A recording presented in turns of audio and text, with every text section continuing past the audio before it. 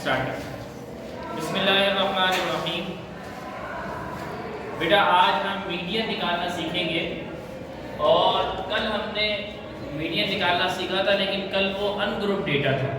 आज ये group data है और ग्रुप डेटा में भी ऐसा डेटा है जिसमें क्लास इंटरवल नहीं बनी हुई।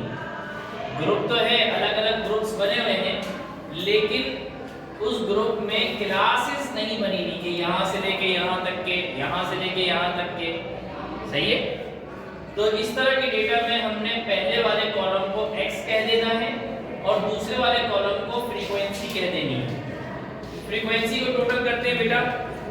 f को जब सम करेंगे तो समेशन f आएगा, समेशन f। ये सम का निशान होता है। इसका निशान होता है बेटा सम का। समेशन f बराबर है 2 और 7 9, 9 और 5 14, 14 और 5 19, 19 और 1 20। तीसरा कॉलम हमारा होगा, जब मीडियन निकालेंगे तो तीसरा कॉलम हमारा होगा कम्युलेटिव फ्रीक्वेंसी। क्या होगा मेरा बेटा? Cumulative frequency. कम्युलेटिव फ्रीक्वेंसी क्या होती है बेटा? जरा गौर कीजिएगा, बहुत आसान है, एक मरतबा समझ लें। पहली फ्रीक्वेंसी वही रहेगी, दूसरी फ्रीक्वेंसी में पहली वाली ऐड करके लिख देंगे। 7 में 2 ऐड करेंगे, कितना आ जाएगा? 9। तीसरी वाली में तीनों ऐड कर देंगे। 5 और 7 12, 12 और 2 14। चौथी वाली में क्या करेंगे? सब ऐड कर देंगे। ठीक है। बल्कि आप यूं भी कर सकते हैं 5 और 14 19, 19 और 1 20, इस तरह भी कर सकते हैं। ठीक। अगर कम्युलेटिव फ्रीक्वेंसी, लास्ट वाली कम्युलेटिव फ्रीक्वेंसी टोटल फ्रीक्वेंसी के बराबर आ जाए तो समझ लेना कि ये काम आपने सही किया है। ठीक। अब जनाबे वाला हमें मीडियन निकालना है। कल हमने मीडियन के दो फार्मूले पढ़े थे। वो दो फार्मूले क्या थे? जब n इवन हो तो उसका एक अलग फार्मूला था, जब n ऑड हो तो उसका अलग फार्मूला था। यहाँ पे n समेशन f बराबर होता है n के।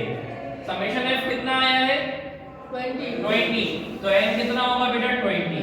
जब n 20 है तो 20 क्या है? इवन है या ऑड है? इवन है। तो इवन का ये वाला फार्मूला था। सही है। अब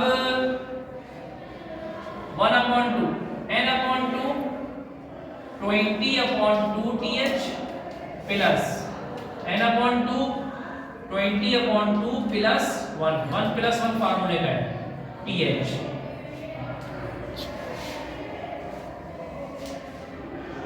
1/2 बाहर रहेगा।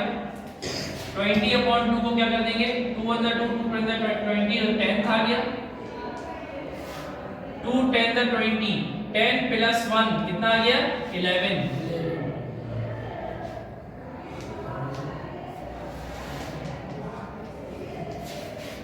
अब बेटा 10th वैल्यू लेनी है और 11th वैल्यू लेनी है। यहाँ पे 10th वैल्यू और 11th value normal data, ungroup data होता तो हम गिन लेते, पहली, दूसरी, तीसरी, चौथी, पांचवी, छठी, 10वीं वैल्यू ले लेते और 11वीं वैल्यू ले लेते, लेकिन ये अनग्रुप डेटा तो है नहीं। सही है। तो अब क्या करना है? कम्युलेटिव फ्रीक्वेंसी हमने इसीलिए बनाई है ताकि हम ये देखें कि 10th वैल्यू किस में लाई कर रही है और 11th वैल्यू किस में लाई कर रही है। कम्युलेटिव फ्रीक्वेंसी में देखेंगे बेटा, कम्युलेटिव फ्रीक्वेंसी कितनी है? 2।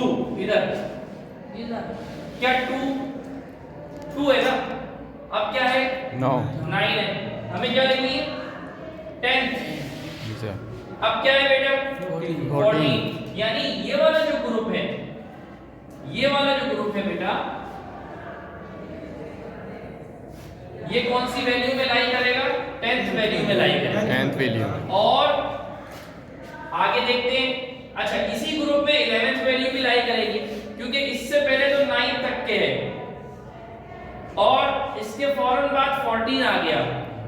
तो इसका मतलब है कि इस ग्रुप में 10th वैल्यू भी लाई करेगी और 11th वैल्यू भी लाई करेगी।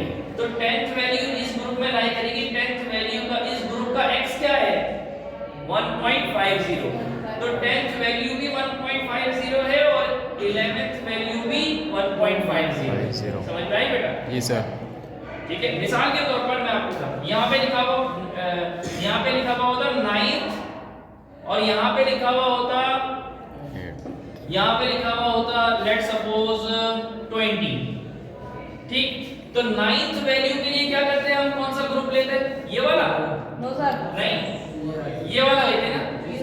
और 9th वैल्यू की कौन सी 9th ग्रुप, जो 9th वैल्यू होती है वो इस ग्रुप में लाई करती है, और इस ग्रुप की कौन सी वैल्यू लेते हैं? 1.49। अच्छा, अगर यहाँ लिखा हुआ होता 11th की जगह 20th, आंसर 20th आ जाता, तो फिर क्या करते? इस ग्रुप में लेते? नो सर, इसमें लेते? नहीं, इसमें लेते? यस, इसमें लेते। अगर यहाँ पर 19th होता, यहाँ पे 20th होता, 90th और 20th होता, तो एक वैल्यू 90th की ये वाली ले लेते और दूसरी वैल्यू 20th की ये वाली ले लेते। लेकिन अब क्या, अब हमारे पास क्या है, 10th वैल्यू और 11th वैल्यू, वो दोनों किस ग्रुप में लाई कर रही है? इसी ग्रुप में लाई कर रही है। और इसकी असल वैल्यू कौन सी होगी जो हमें लेनी है? 1.50। तो 10th वैल्यू की जगह भी 1.50 लेंगे और 11th वैल्यू की जगह भी 1.50 लेंगे।